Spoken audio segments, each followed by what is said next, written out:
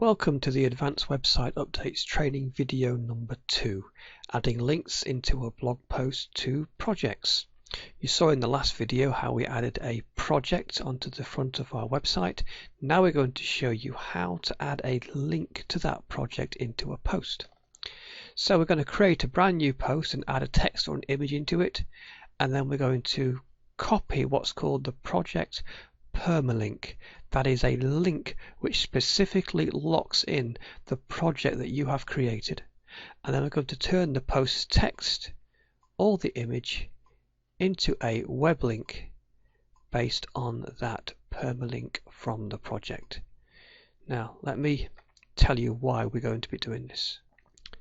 On our front page we can see that there is a brand new project that we created in our video showing how to add project galleries into the website. Now this appears nicely on the front page, which is great. However, when you do add in a new project, it doesn't add the link into the Twitter feed. Neither does it email anyone that's signed up for email posts from the website when something new is added. So what we need to do is we need to create a post in our blog feed to appear here that will directly link into the project page. So what we're going to do is we're going to go into the dashboard and we're going to go down to projects and we're going to right mouse click on all projects and choose open link in a new tab. And that means in this tab here you'll be able to see our projects, and specifically here's the Spring Snow project that appears on our front page, and click on that and here we are back into the project as if we're going to be editing it. So there's the actual name again, there's the page down there, a bit further down here is our featured image, and you can see we've chosen the special events category. So here's our project, but more importantly, here is what's called the permalink.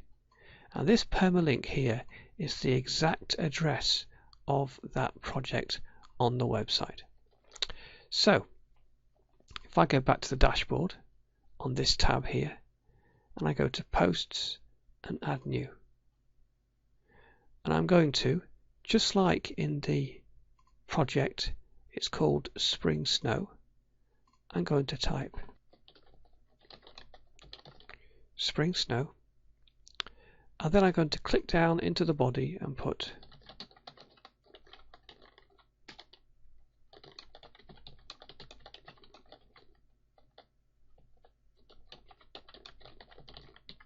click on the image below to view our project gallery. I'm going to hit return, and then I'm going to go to add media, and I'm going to pick up the same image file that represents the project on the front page, which is its featured image. Click on there and just insert it into the post. Now visually it has to be the same image that's on the front of the website, so people can actually make the link in their mind's eye that by clicking on this image here they will be visiting the project page. The next thing to do is to go back to the tab where the project Spring Snow is, and do not highlight the first bit of text here. Highlight from the H in the HTTP onwards. So I'm going to click with my mouse and I'm going to highlight all the way down to the very end, and now that it starts at the HTTP etc. into the end, I'm going to do a right mouse click anywhere in this blue and choose the copy command. I can also press Ctrl C as well to copy as well. Now that's gone into the computer's memory, and I'm going to go back over to the Add New Post tab, click on the image so the computer knows we are working with this image, and click on the Insert Edit Link. I'm going to right mouse click and paste, and you can see it's at the Spring Snow and it's got a number 2 at the end, and as I highlight down there HTTP, Now the reason why it's got a number 2 here is because as I've been preparing these materials, I have had another project called Spring Snow. So if I hadn't had that, that number 2 would not be there. So you don't have to have a number at the end.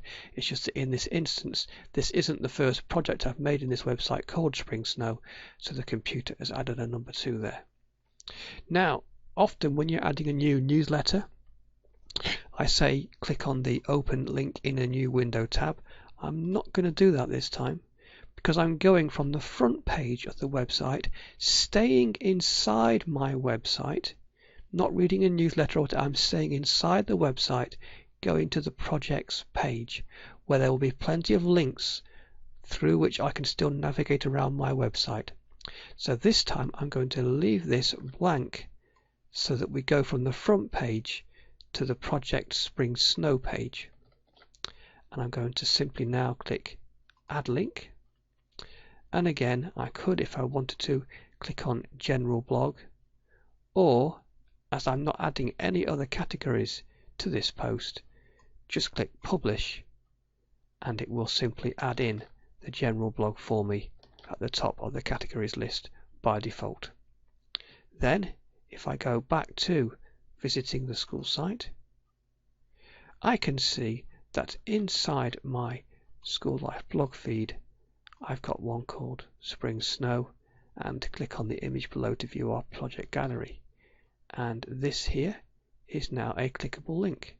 It's the same link as here. So in the school projects and activities, we have a link to the Spring Snow, but also here we have a link. Now, if this was a fully up and running website, you would see this link here and a copy in the Twitter feed. But as these are not linked, this is just a template site, it just simply appears here. But this would also appear in here, so everyone who's following you on Twitter would also get on their Twitter feed, on their phone, on their tablet device, on their PC, whatever it is they use to follow you using the Twitter app, they will get a link also to this gallery. And anyone who's signed up for emails will get an email from the blog feed with a link in it to the gallery. So if I click on here now, it takes me to the gallery page, and I can then click and view the gallery. I can close the gallery down, click on the Return to Home quick link, and I'm back there at my web page, still with a link in my blog feed that takes me to that gallery. And that's how to use the permalink inside the project galleries to create a link inside a blog post.